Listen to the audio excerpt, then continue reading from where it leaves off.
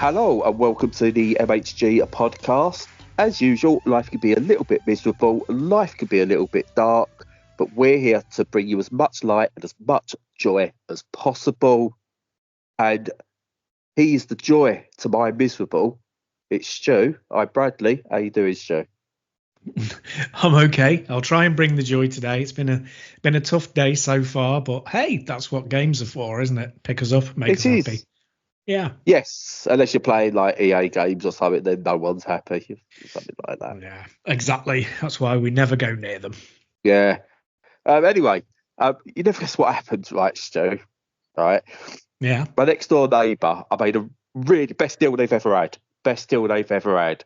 Right, they gave me a little bit of sugar, right, in terms of my tea and coffee and stuff like that. Ignore the fact I'm diabetic. This doesn't come into this little story analogy. They gave me a little bit of sugar, and I said, I tell you what, for that, right, once a day, I'll bring you a nice cup of tea, right? Little old dear next door. I'll bring you, like, been neighbours for years. Pretend that I ignore the fact I've only moved here at the start of the year. I ignore that.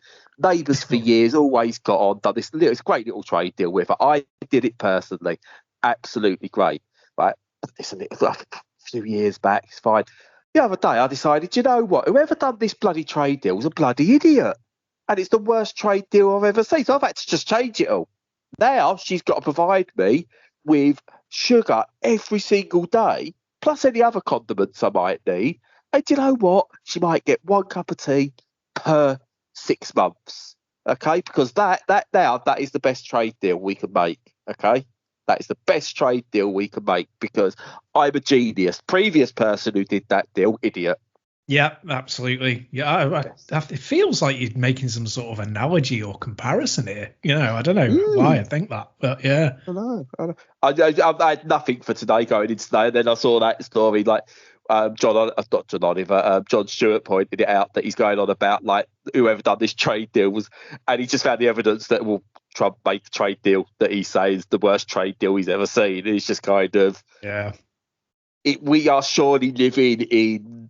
I'm still convinced if we are a simulation, we are living in like I've completed the game, I'm just fucking around stage now.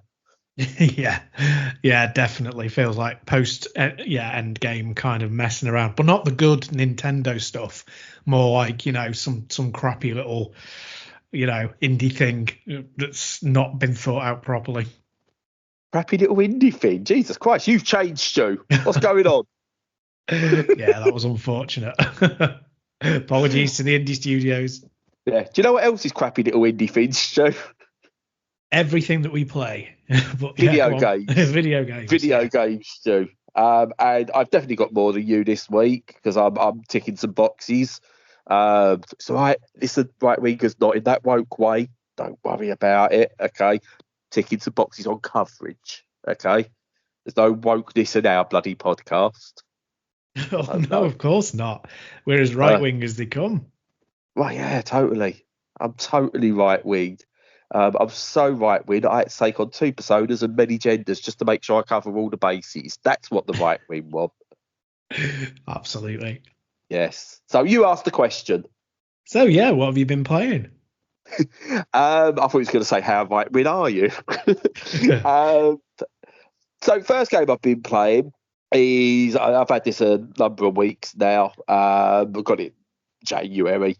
It's called Stone of Madness, which is a tactical stealth game where it's based around religion in a way that there's like a priest in there and stuff like that that uses some of the scripture things to bring about what causes madness in certain people and stuff. Like, it's very loosely religious, but it's not religious at all kind of thing. But the priest you're in is stuck in a prison. Some gubbins as to why. I've got bored of reading the story in all fairness. ADHD fault, not game fault. That's just me going, start the bloody game. It's set in like an 18th century monastery in Spain. And yeah, you basically got to escape. And you start off with just you, and then you find other prisoners who help you along your way. But what's really good about the game is that it's got this idea where each person you are has like their pros and cons you expect, but it's their pros are things they sort of like in their beliefs that they can really use that are helpful, and their cons are based around their fears, which is really, really good. And the more you have to dip into their fears, the more it has a negative effect on them throughout the game. It changes the way you have to approach the game, and even they have their straight up fears. So you start off with the priest guy, and he's pretty much an all-rounder. You have to go and rescue this guy who's been left in like solitary confinement for extortionate amount of times, beaten and all that kind of thing, tortured, and he's afraid of the dark. So you've got to find a way to keep his path as he's going around these levels. It's like an isometric style view. Keep his path going where it's lit. Because as soon as it goes dark, he panics and runs away. You've got another character, their backstory has it that they're afraid of fire.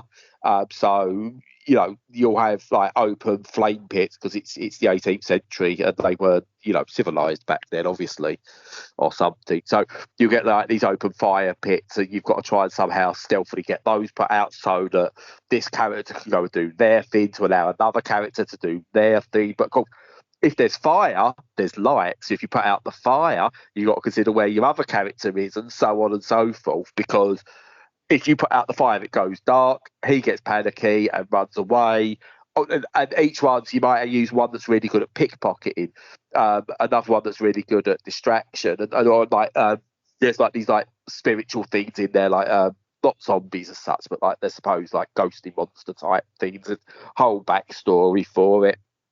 It's a really good idea. It's a good concept. And I think taking the idea of fears and everything like you get in Darkest Dungeon is a really good idea to put into a stealth game. It really makes you think about how things happen rather than just the usual, oh, you've got a tank character, you've got a stealthy character, you've got this character. You know, using the fears of that is really, really well thought out. And mechanically, it's all there. Atmospherically, it's really all there. Thematically, I think it's got it. However, it just doesn't quite blend together well. It's almost like you've got, I'll use a food analogy. It's almost like you've got three things you really like on a plate. So you might really like roast potatoes. You might really like a nice T-bone steak. And you might really like strawberry ice cream, and they're all things you really like, and you'll gladly have them, but for whatever reason they don't work on a single plate. For whatever reason, ice cream doesn't go with steak. I mean, it might do, who knows? And that's what this feels like. It feels like it's got so many good parts to it, but for whatever reason, I just couldn't get on with it to the point where I'm going, this is absolutely fantastic. It was very much like, yeah, this has got potential, but the potential is never unlocked. But it's still a really good game, and I think we'll be one of those that I think if it hits a Humble Bundle in later this year or something, I think it'll do good numbers and a lot of people will appreciate it because it's not a bad game. It's actually a very good game. It's just not one that I will go, oh my God, that is absolutely fantastic. And I can't quite say why exactly, which is a shame. Yeah, does from what you said, it does sound like the balance is off a little bit, but a lot of ideas. It's always good to champion ideas, I suppose. So that's I'd love to see a sequel, or maybe even if it's not a sequel like Stone of Madness 2, but taking that exact concept and refining it. The idea of playing around phobias and fears and spiritual belief based on different people. You've got like character who has full spiritual belief, another one who's got none and stuff like that, and that affects how they do things. You've got all these different things that you can bring into it. I love the balance of that. So it's like it's rock, paper, scissors essentially. We know a lot of these stealth games are, but taken to the nth degree. So there's potential there, and I'd love to see what they could do later, because it's like it's a really good starting off point. Just it isn't quite there, unfortunately. Yeah, fair enough. So what's up with you? Well, I've been playing. Well, I actually bought the itch.io bundle for the LA Fire Relief, but but I've not had a chance to play any of the games on it yet. But I'm glad that I did, and just if it's still going, which I think it is, I'd recommend people put I think it's $10 if you can afford it towards it, and you get like 422 games, so it's definitely worth the investment, including games like Tunic. So it's got some very recent good stuff on it, and all DRM free as well. Indeed, yeah, that's right, which is great. So yeah, that's cool. But I've not actually played them. I've been playing something else, which is called Narcissus, and it's got nothing to do with the Greek story of the guy who's really gorgeous and loved himself. It's actually God, what a narcissist! Exactly. Yeah, it's funny. It's funny that he had that that name. I mean, I blame his parents. Yeah, you give him that name. What else? What's going to happen? Exactly. Yeah. It's like calling somebody Achilles and then not expecting them to fall down the stairs or something. I know. But yeah. But no, this is the other pop cultural knowledge of Narcissus, which is like the ship from Aliens. So it's an Aliens game basically without the license. Jesus, you and Aliens games is like me and deck builders. Carry on. It's turning in that way, isn't it? Yeah. But it's basically a what's it most like? It's a bit like Alien Syndrome or Chaos Engine, that kind of thing, where you're in a confined area and you've got to make your way around a map and find your way out, which is kind of most like Gauntlet and Chaos Engine and stuff like that. And the sort of tweak to this, the kind of USP, is that you have limited ammo and limited time, and when you kill an alien, you get a little bit of time back. So the premise is that like you've got to get you off the ship before it auto destructs. So I'm not quite sure how shooting an alien stops the timer of a massive AI ship. Maybe they're monitoring and going, "Oh, we'll give them a little bit more time." Just does something like that. Yeah, exactly. So yeah, it's just a narrative device, but it's a good one. And the game's like really, really basic graphically, and yeah, you just go around and shoot stuff mainly and collect stuff and try and find your way out. And I only started playing it yesterday, but it's really good fun. It's as basic as they come. It's kind of Pac-Man level of interaction, but it's quite nice looking for a very, very basic game. It's got a nice sort of CRT blurry effect to it, and the corridors are quite atmospheric, and a little bit of engine design. It really does look like Chaos Engine, but the combat's okay. It's deliberately fairly weak. Your shots aren't very powerful, so you've got to be very cautious and you've got to act quickly, react fast. There's 3 playable characters. I've only unlocked, well, you begin with one, and I've unlocked another one, and there's another one left to unlock. But they do bring about quite a bit of, for such a basic game, quite a bit of variance to it. So that's nice. And the best thing is it's like under £2. It's like, I think full price it's £1.70 or something, and it's on sale for like £1.09. So you'll get it for under $2. And it's probably like 3-4 hours cup of coffee game entertainment.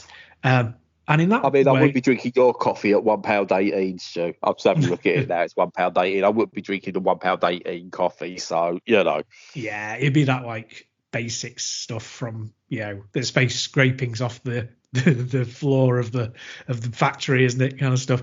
But it's what you get when you go to your kid's football game, but they're selling coffee for 50p. You're like, oh god. Yeah, I don't know, but it's cold.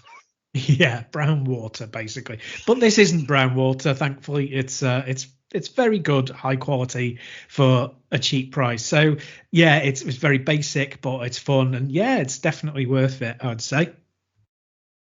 Yeah, no, I'm just looking at it now. It looks really good. It does remind me of some of the 16-bit games.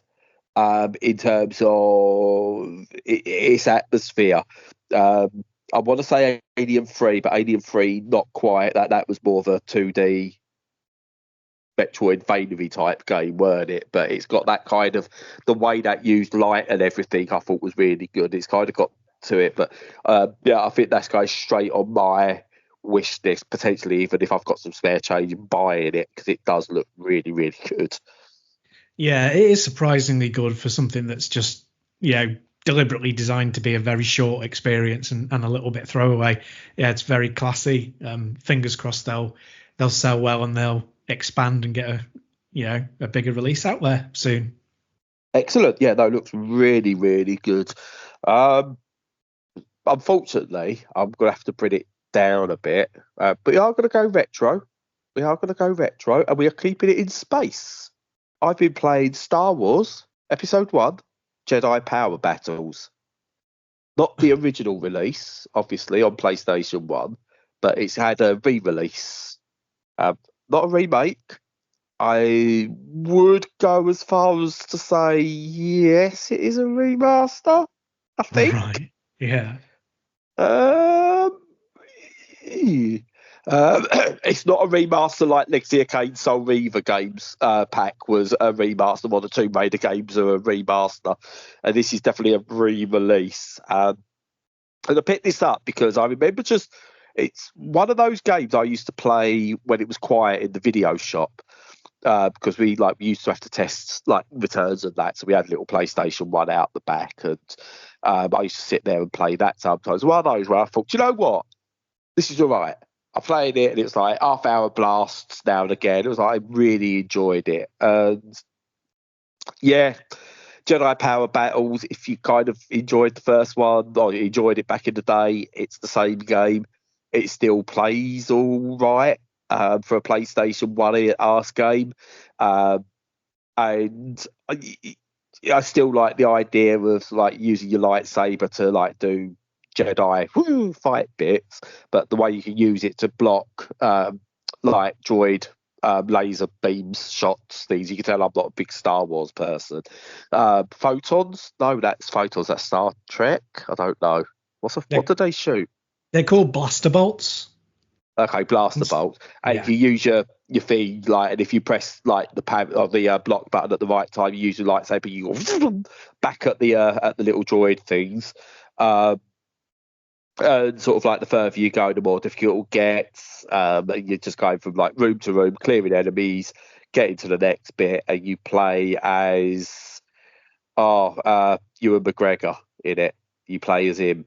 I don't know what character he was, I forget. But you play as Ewan McGregor. Obi-Wan Kenobi. Yeah, and later on, I think Samuel Jackson's in it because why not? And the other guy, they took his daughter, so he's not really in it to start with. That one. So yeah, they're all in it. You go through the levels and it gets progressively more difficult because it's that era of games where the further you go, the more difficult it has to get, because we won't rely on the story or changing things. It's just the exact same thing for 4 to 5 hours. But do you know what? It's fine. It's just it. If you enjoyed it back on the PlayStation 1, yeah, it's a fun time capsule, and again, game preservation. I'm glad it exists. It's a weird one to want to bring back, but other people must have enjoyed it as well. But yeah, it's absolutely fine. I don't think you're going to be, kids of today. I don't think they're going to pick it up for the first time and go, "Oh my god, this is amazing! Give me more PlayStation 1 games." They're going to pick it up and go, "Huh? What? Oh, it's one of the old Star Wars," and we're going like, "What do you mean old Star Wars? It's the newer Star Wars, you freaks." Old? Yeah, what a bizarre game to have picked up. Yeah, no, I remember. Yeah, I remember it back in the day. It's not Battlefront or anything, is it? Or TIE Fighter or X-Wing, or any of those like GameCube Rogue Leader or anything like that. They're the ones everyone's going, bring that back. Remaster that one. Yes. But it's Star Wars and it'll sell because it's Star Wars. So yeah, I'm sure I played this with my friend on the original PlayStation when it was released, and it's all right. It's not bad. Yeah, and I'm all right with see what generally happens is everyone goes, "Oh, we've got to have these games have got to come back," or they do one that was like, can you remember that? It was a bit crap, but everyone like Glover, they're redoing Glover and they redone Croc and stuff like that because it's funny, I think, because they were both bad games apart from Croc, because Croc was brilliant. I will hear nothing bad against Croc. Croc and Knack, I will die on that hill games. that they are better than what everyone said. So just take that. But that Star Wars game just kind of goes, it's not one where everyone wants it, and it's not one where it's a, look, we remastered that. It's kind of just, yeah. And it's as though they've got a license sat there, they've gone, why not? Yeah. Should we remaster? Should we update the graphics? Nah. Just put it out there, as fine as it is. And you know what? Yeah, the price represents it as well. I don't think it's that expensive either. Yeah, it's just absolutely fine. Wow. Well, nostalgia bait for the millennials. That's crazy. But we'll see it more and more, won't we? When it's like, it doesn't even have to have been a brilliant game. It's just, it reminds people of their childhood, so they pick it up. But so, question for you. Go on. What is your most? It can't be anything sort of like really popular. So you can't say like, I want like Metal Gear Solid, or I want this, or I want the original Driver game. It can't be anything that was out there that was great, or it can't be anything so bad that you want to see it just for shits and giggles. What is your most? Yeah, go on, do it. PS1 game you'd love to see remastered. Oh God, that's a toughie. Maybe, I don't know, maybe Fade to Black. You're touching there, but that's good quality, and people remember that. Yeah, I mean that would have to be remade, really, because the controls in that were so abysmal because they didn't have any idea what they were doing with 3D. That it was awful to play, but it was a good idea and it looked good for the time. I'll give you that. I'll give you that. Yeah, but I'd kind of like that. Devil Dice. Yeah. I No mean, there's one loads of remembers it, good really. Yeah. Cooler World, HD Cooler World, please. Yes. Yeah, I guess anything like that, like Jumping Flash, like anything that was early on, good idea. There aren't very many of them around even today. I think, stuff like Cooler World, stuff like Jumping Cooler World Flash. still looks good, man. I still play the original ROM of that. I mean, I turn on my PlayStation 1 and pop the original disc in there. Of course you do. Yeah, it still looks good. The PS1 graphics, because it's like, even though you're a ball, it's digital input, so there's no like inertia to it whatsoever. It could have been anything but a ball and it still would have worked. But because it's digital input, it's kind of got this like this PlayStation 1 aesthetic, and it just kind of works visually. It still holds up. Whereas you see a lot of PlayStation 1 games, you're like, oh, those techniques have aged badly. But because it's like all right angles and stuff like that on like weird floating platforms, it works. So it wouldn't even need much doing to it. So yeah, bring that back. Yeah, I'd say also two ideas. Silent Hill, I think, make that a unlockable, just an up-resed PS1 like this Power Battles is up-resed PS1 version, like hidden in Silent Hill F, whatever it's called. Yep. I think it's called Silent Hill F. I would do that. I think so. And I don't know what's going on with Silent Hill, so yeah, it's a mystery. But and Silent Hill is a mystery. But also Wipeout 3 Special Edition. I mean, all the Wipeout. Just release a Wipeout Amoga collection, Sony, you bloody whips, you cowards. Yeah, get it on PC. All the feeds you're not putting on PC, put that on PC, you gobshites. Yeah, that would be a good one, especially as Special Edition didn't get released outside of Europe. It didn't get like a worldwide release, and it's the best. Guaranteed money. Yeah. It's guaranteed money. I would buy 8 copies. I know, right? I would. Yeah. I mean, we should do like a Wipeout retrospective at some point, because it's one of my favorite series of all time, and 3 Special Edition is just so good. I just did it. I'm not very good at Wipeout games. I'm awful at Wipeout games, but as a creative and a former graphic designer, that's mainly what it's like. Just look at it. That's where video game design, graphic design came of age. Those games. Yeah, absolutely. But anyway, I do have one more game I want to talk about, and it's one that is understandably been getting horrendous reviews within Steam, because I don't know what they were thinking releasing it as an early access game in the state they did. but I really enjoyed it, and it's come a long way. And that's Rugby 25. Okay, 'cause there's loads of football games out there. There's not many anymore, but football is always out there, and it's like rugby's one of those technical. It's a niche sport in terms of video games. Like I think you can still go back to sort of like Rugby '06 or something like that as still being like one of the last great rugby games, or Jonah Lomu Rugby, if you want to go back further. But Rugby 25 is out, and there's so much wrong with it that has slowly been patched. So like passing was really bad. The rucks that you were creating were sort of like mind of their own sometimes. It didn't matter what you did. If the computer wanted to turn it over, it was going to turn the ball over. The kicking wasn't, not that it wasn't accurate. It's like you receive the ball, you press to do like a kick towards the uprights, and it'll go, nah, don't fancy that today, you're getting tackled. But all that is slowly being ironed out, and the game plays a decent game of rugby. I think they wanted to get it out because of the Six Nations and everything, and I think it was rushed the hell of time so they could meet an actual release date. And I think that was a mistake.